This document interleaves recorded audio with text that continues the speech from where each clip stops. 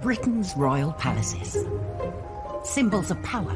Royal palaces are the bricks and mortar embodiment of what it means to be royal. And prestige. To see it is to believe it. It's a veritable feast for the eyes. Packed to the rafters with incredible secrets. From royal courtships to royal births to royal marriages and scandals, the palaces have played host to all of that.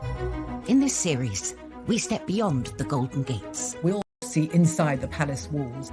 You feel as if you were being let into a secret world. Learn how these stunning buildings were constructed. This is a mad, eclectic vision of one man. Windsor was built to do battle. It's best not to get locked in one. You don't know when somebody's going to come and let you out. Unveil their spectacular artworks. The royal collection is simply stunning. The story of the tiara is like a spy mystery. We can only imagine how excited the Queen must have been. Delve into their gruesome histories. Frankly, you're going to cut the head off a king. It's got to be done in a palace. And revisit recent events that have shaped the modern royal family. I could see that his legs were trapped. Camilla was one of the most unpopular women in the country. To see those images of the castle in flames, there was an emotional impact for the nation. This is The Secrets of the Royal Palaces.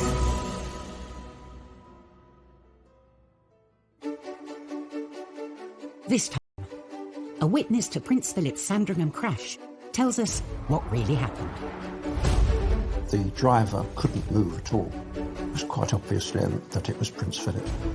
We uncover the secret history of the Queen's tiara and its role in the Russian Revolution. The story is straight out of a spy novel. We discover the hidden security protecting the future king. If you ever go to Highgrove, you won't see the security. It's invisible. We reveal how a palace became a prison for a future queen. Wonderful, marvellous Kensington Palace was to Victoria a miserable place. We peek behind the scenes at the exotic seaside pleasure dome, plundered to decorate Buckingham Palace. This is a mad, eclectic vision of one man and his fantasy of the East. And discover why the king hid in a cupboard and then lied about it. They would want to think of their king as this nervous man in a tiny box room. The British royal palaces are the star attraction for millions of visitors to the UK each year. Now, we all want to see inside the palace walls. It's somewhere that very, very few of us are going to get in our lifetime. Some royal palaces are frequently open to the public, but others are rarely accessible, like the Royal Sandringham Estate. The Queen and Prince Philip spend the winter months at Sandringham and enjoy the freedom the vast estate provides, often driving themselves around. It's very normal to see the Queen and Prince Philip driving around, and no one bothers them, and that's why they love it. However, in January 2019, all that changed when 97-year-old Prince Philip was involved in an accident. It was a collision of some force. Prince Philip crashing his car on the Sandringham estate was one of the most shocking stories I think I've ever covered. It was a sunny day in January, so the sun was very low. He was turning onto a main carriageway and he hit a Kia which was carrying two women and a baby. The Prince's vehicle flipped onto its side and came to a stop on the shoulder of the road, while the car ended up a few feet away, nosed into a ditch. It was clearly a high-speed crash as he pulled out into the traffic. One eyewitness was on hand to help the Prince. I could see that it was an elderly man. I shouted, "Move your leg," and I heard the reply, "Where to?" The driver couldn't move at all, so I gave it a tug and it freed the leg. Put my forearms under his arms and helped him out backwards. It was quite obvious then that it was Prince Philip. Norfolk police responded to the scene immediately to find a badly shaken Prince. This crash was treated like any other crash would be treated. He may be the Duke of Edinburgh, but Prince Philip was breathalyzed, as anyone else involved in the crash would be, and he was then allowed to return to Sandringham. Soon after the crash, attention quickly turned to why the 97-year-old was behind the wheel in the first place. I think it really brought home how old the Duke of Edinburgh is, and really, should he still be driving? His cause was not helped by the fact he was spotted driving without a seatbelt 2 days later. To everyone, it seemed that both the palace and Prince Philip hadn't taken the crash particularly seriously. Buckingham Palace, in their statement, totally downplayed the seriousness of the crash. Following a public backlash, Prince Philip agreed to give up driving on public roads. He can still drive on the Queen's estates, such as Sandringham and Balmoral. I think for anyone, having to hand in your licence is a big deal. This is a man who was a commander of Royal Navy ships. He's a pilot. He's been driving all of his life. And to hand in his licence is like the last vestige of normality. Driving on public roads. Don't feel too sorry for them because they've got plenty of private roads on their various estates that they can drive on. These vast estates mean the royal couple can still surprise high-profile palace visitors by becoming their personal chauffeurs. During the Obamas' 2016 visit to Windsor, the president even commented on Prince Philip's driving. So this room is full of mirrors. Where would you like to? Prince Philip famously took President Obama for a drive when the Obamas were here in the UK on a state visit, and Barack Obama released a statement saying that he had never been driven by a Duke of Edinburgh before. This was a first for him, and he could report that it was a very smooth ride. But up at the Balmoral estate, the Queen got a less than favourable review when she chauffeured a foreign king. The King of Saudi Arabia was in the UK for a visit back in 1998. Now, at that time, women in Saudi Arabia weren't allowed to drive. So not only did the King have to sort of get his head around this rather bizarre concept, the Queen is also quite speedy when she gets behind the wheel. And at one point, I think he had to ask her to just slow down a little bit.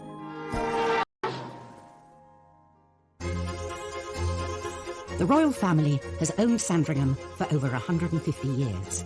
Windsor Castle easily trumps that and has been housing royalty for more than 9 centuries. But not all royal palaces have such historic lineage. The newest palace in the royal portfolio was actually bought and chosen by the future king, Prince Charles. His country house, Highgrove.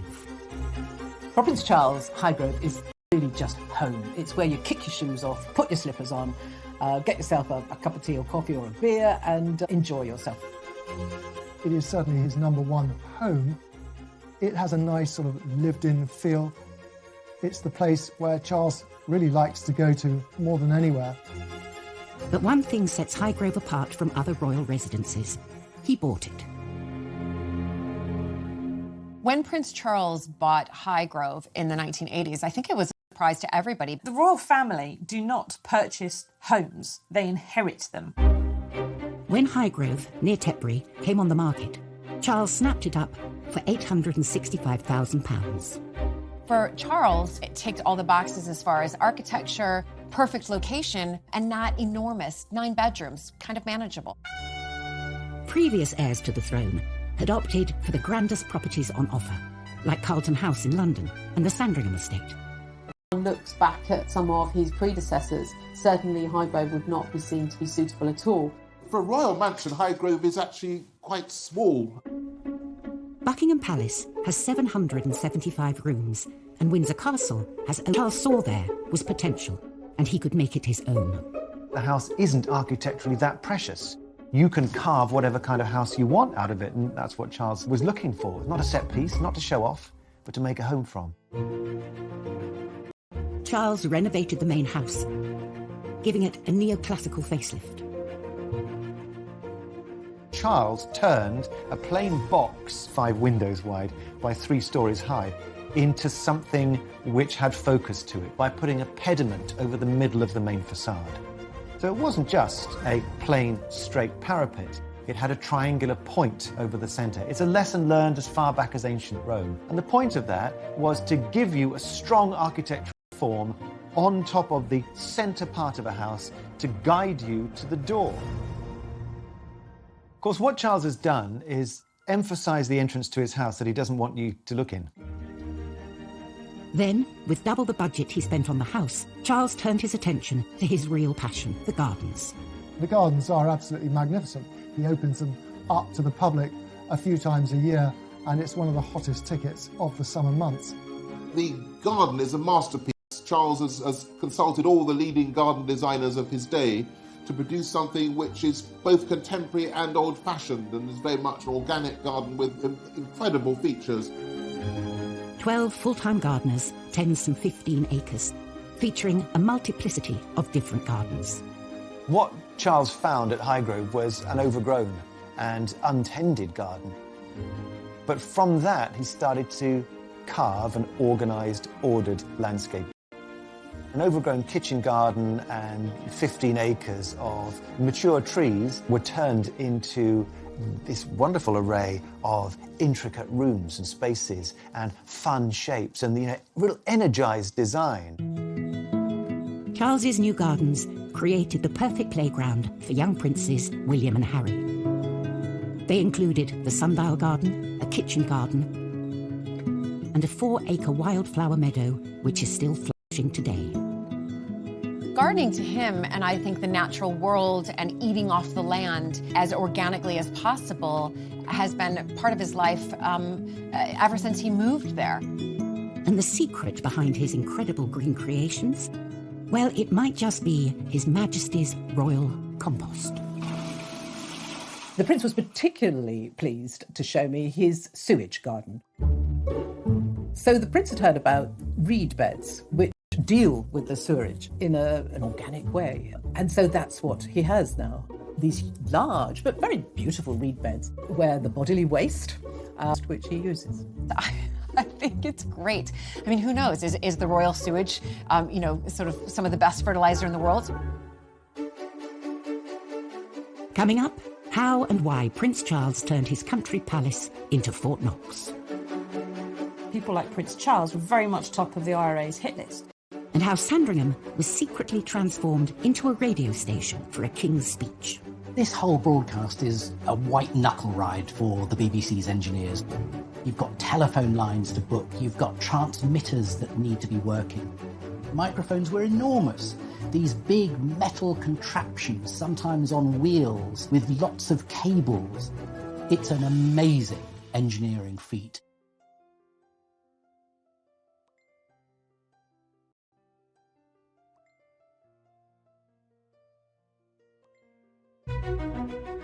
Royal palaces come in all shapes and sizes. From the majestic Windsor Castle, dominating the surrounding landscape, to the more secluded Balmoral, hidden away in Scotland. But they all have one thing in common. They are supposed to be impenetrable. But when Prince Charles bought Highgrove in 1980, it was far from secure. When he purchased it, this house was surprisingly quite close to a main road. It was quite open, so it was quite easy, obviously, from the main road to kind of see the property. Anybody could, at that particular time, scale the fence or the brick wall. And Charles had good reason to fear for his safety. In the early 80s, there wasn't the security risks we have now. Instead, we had the IRA and Northern Irish terrorists and separatists. And of course, they had earlier already killed his great-uncle Louis Mountbatten. People like Prince Charles were very much top of the IRA's hit list. For a future king, for the heir to the throne, now to be living out in the countryside in a relatively open area, obviously these measures needed to be brought in to protect him. Charles's team set about rerouting nearby public footpaths and putting in place an aerial exclusion zone. They also installed secret security perimeters that would take a trained eye to spot. If you ever go to Highgrove to look at the garden, you won't see the security. It's invisible. There's no big fences, there's no barbed wire, there's no patrolling dogs. What you are not aware of is that there are cameras, there are ground sensor alarms, there are police officers in the permanent police station on the grounds who are getting all kinds of data fed into them from the exterior. So, should the perimeters fail, the Georgian house has a secret backup plan, a very modern facility, a panic room.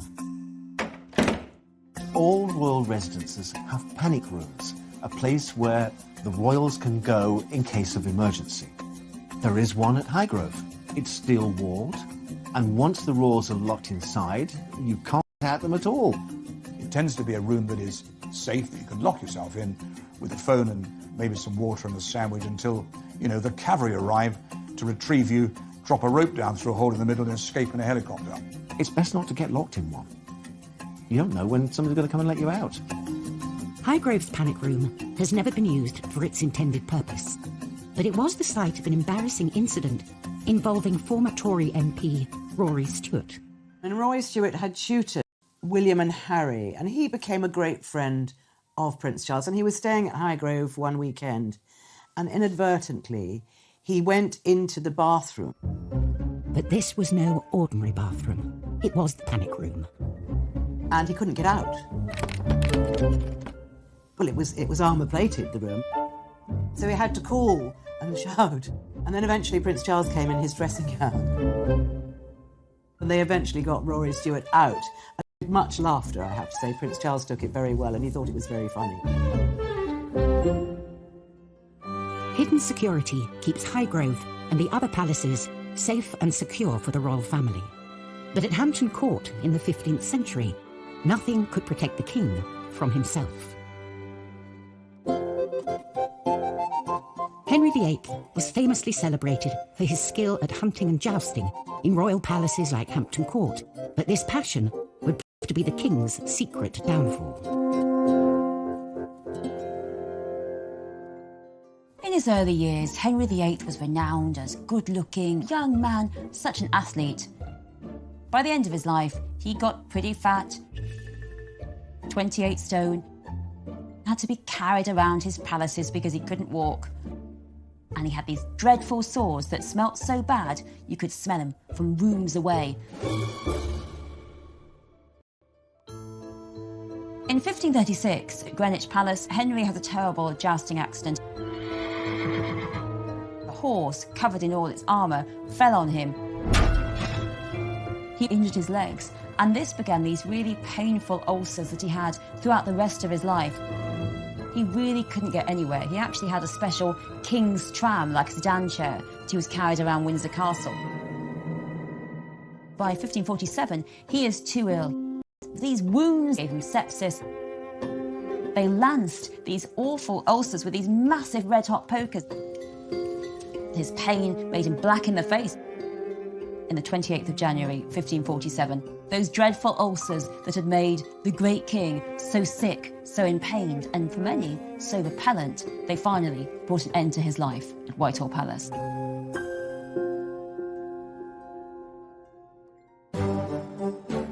What happens behind the palace walls is often shrouded in mystery for years after the monarch involved has died. But in 1932, Sandringham witnessed a major event that would forever alter the way the royals communicate with us, their loyal subjects.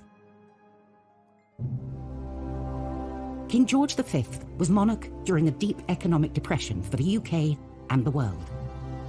The country was in dire straits. There'd been the big financial crash in the late 20s. The political situation in Europe was not as good as it should be. The Dominions were given more independence from Parliament at Westminster, and so the empire was just starting to turn into something looser, the Commonwealth. It was an era of rapid change. The faltering British Commonwealth desperately needed reassurance from their king that everything would be okay. George V had to be that figure to unite the people. He needed to consolidate his position in the new empire and the new Commonwealth. It is a deep pleasure to us. But the king was nervous. While his son, George VI, would famously dread public speaking thanks to a lifelong stammer, it was the groundbreaking new radio technology and its long reach that was putting this confident king off his game. His audience was vast. It was probably the largest audience anyone in the world had ever had up to that point. Prime Minister Ramsay MacDonald finally persuaded the king to give his inspiring address to the UK and the Commonwealth. The date was chosen, the 25th of December. Christmas Day was the most important day of the year for the BBC. The day centred on an extraordinary series of outside broadcasts from all across the empire and all across Britain. This hour-long technological extravaganza was to culminate in the King's address. The king always spent Christmas Day at Sandringham, so this royal home had to be transformed into a temporary radio station.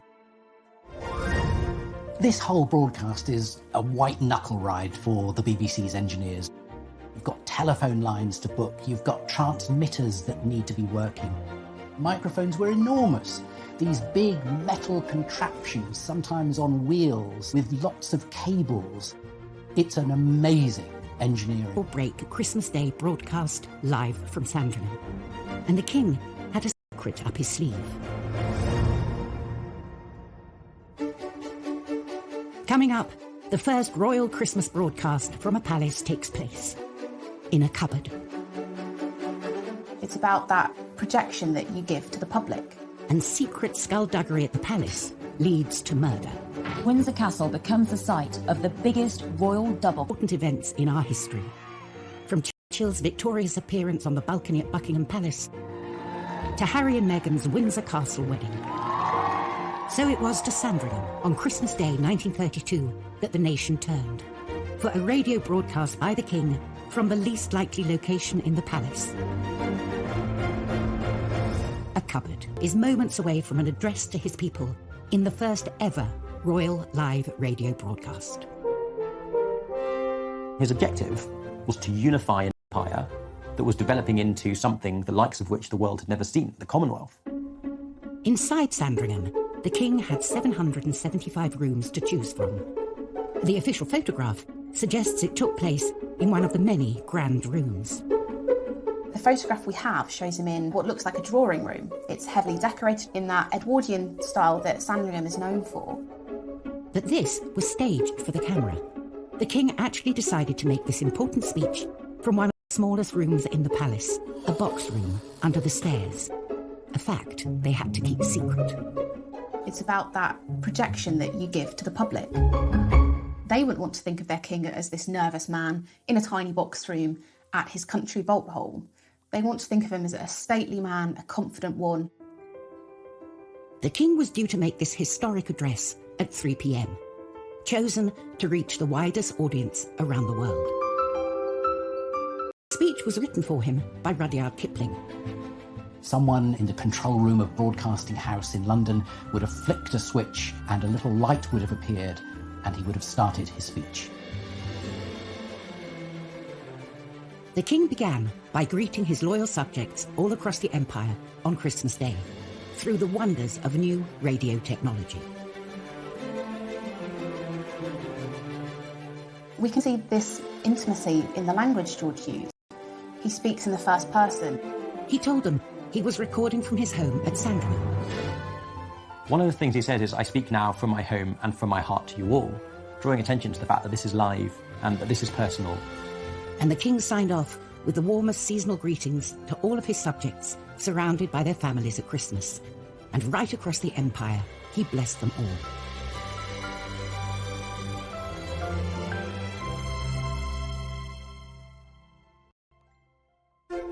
The Christmas address, broadcast from inside a tiny royal box room, was a success, with a global audience of 20 million people tuning in.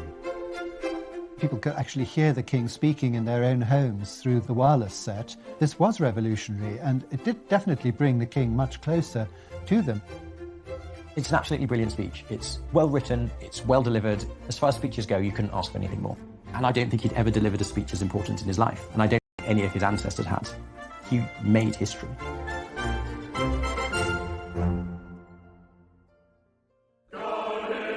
Sometimes, the palaces are used as the staging point for much more damaging deceits and downright lie was Henry VIII's Great Deception.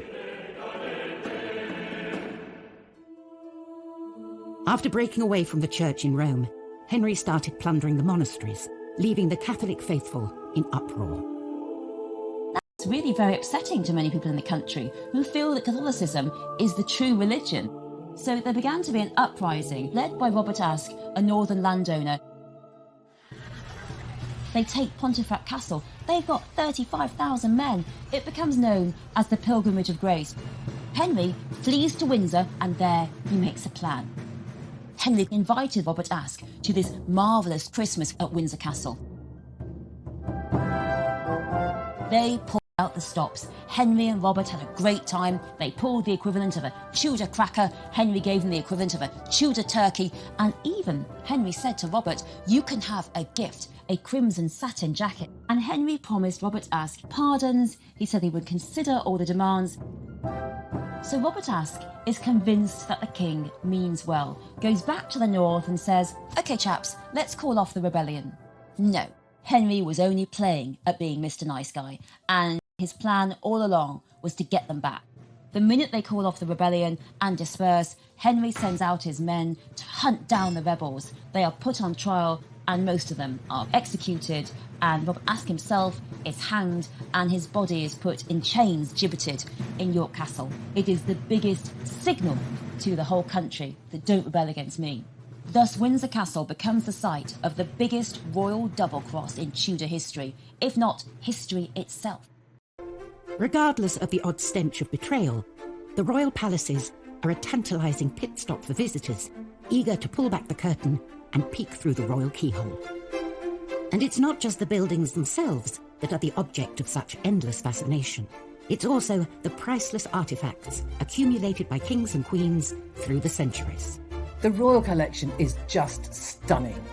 It's extraordinary to walk around the palaces, and wherever you look, you are surrounded by the old masters, and every sculpture, every vase is precious and priceless.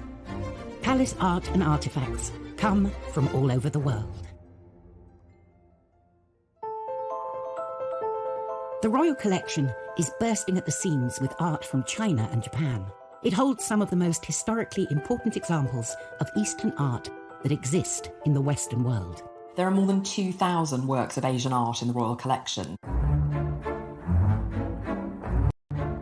While many monarchs have added to the extensive collection, most of the Chinese and Eastern-inspired art was collected by George IV.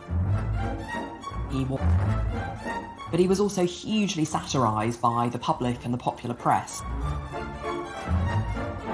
He was large, he was gouty, he ate too much, he drank too much. Although he was controversial, the things he'd left behind are very impressive. George IV was a huge patron of the arts and one of the greatest benefactors of the royal collection. He was interested in what was going on elsewhere in the world, and he tried to draw all of that into Britain to make it a more cosmopolitan place. And his tastes are obviously approved of by today's royal family. Tucked away in one of the Queen's private rooms at Buckingham Palace are two pieces bought by George IV. This beautiful pair of porcelain pheasants were made in 1815. They'd been made in a place called Jingdezhan in China, which was the centre, the greatest production centre of ceramics since the 14th century.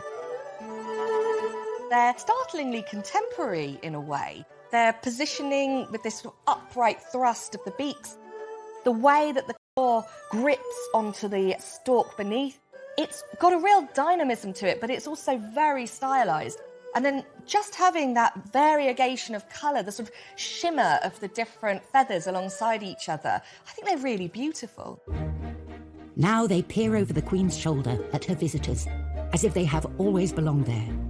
But this wasn't the first royal palace that these birds were displayed in. They originally came from a different place, a forgotten palace kitted out by George IV.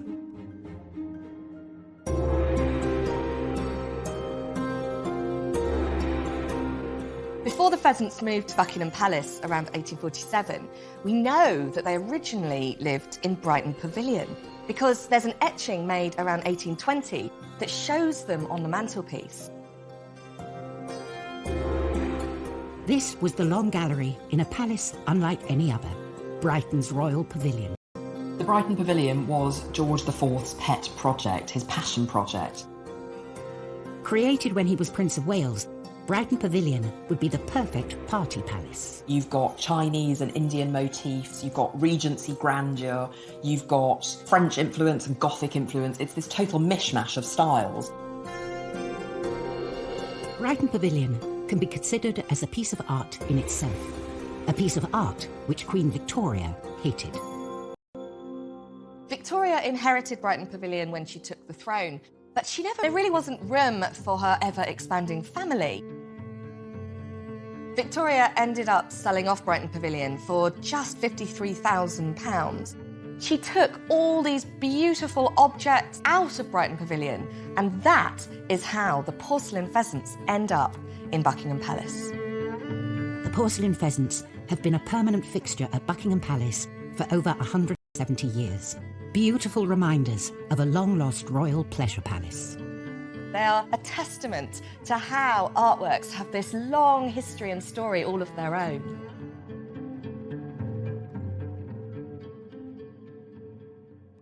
Coming up, the Queen's tiara and the untold story of its daring escape from Bolshevik Russia. The story is straight out of a spy novel. Dignitaries decked out in their finest, all eager for a moment with Her Majesty. It's really an opportunity for the who's who to rub shoulders, people get dressed up. I think everybody hopes to get a photo op with at least one member of the royal family. For these occasions, the Queen will often break out her most fabulous show-stopping jewels to greet her distinguished guests. When the Obamas visited in 2014, we got to see the Queen at Windsor in one of her favourite headpieces, the Vladimir tiara. It's a really elegant, timeless piece filled with diamonds. There are 15 circles connected by a wavy band that intersects them, and 15 enormous teardrop pearls hang from the loops, each of which is worth thousands of pounds. Behind its shimmering exterior lies an untold story of glamour, intrigue, and daring adventure. The story of how the tiara got into the hands of the British royals is something a bit like a spy mystery. The story began in Russia in 1874. It was made by the imperial jewellers to the Russian royal family for Maria Pavlovna, the wife of Grand Duke Vladimir, the Tsar's brother. But after the revolution of 1917, Communist Russia was no longer safe for aristocrats as wealthy and prominent as Maria Pavlovna.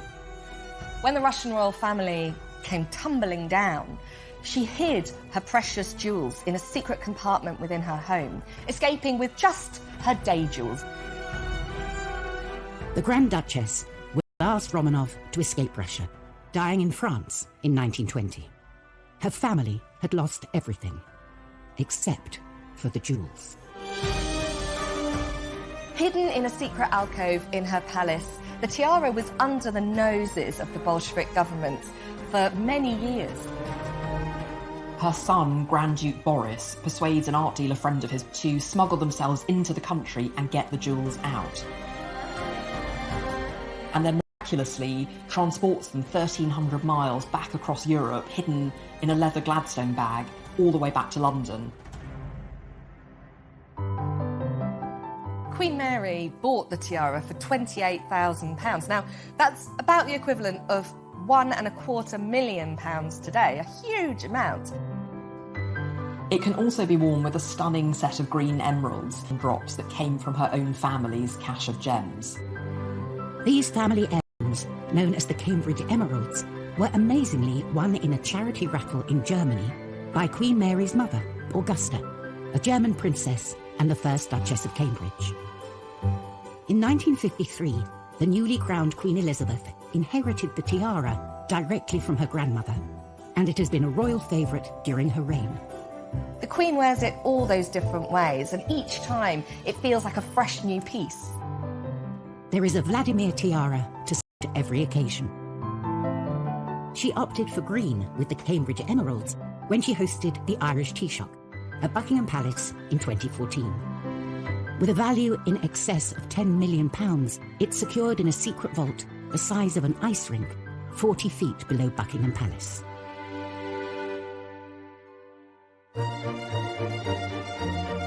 Queen Victoria moved into Buckingham Palace in 1837, leaving behind her childhood home, Kensington Palace. She hated the West London Palace, thanks mainly to the mysterious and secret Kensington system.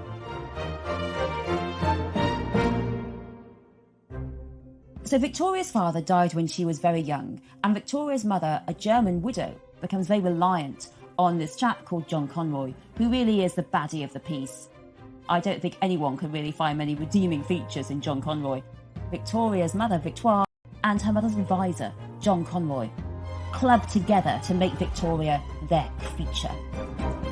What they hoped was that Victoria would come to the throne as a child, and then they could continue to dominate her and get huge amounts of power.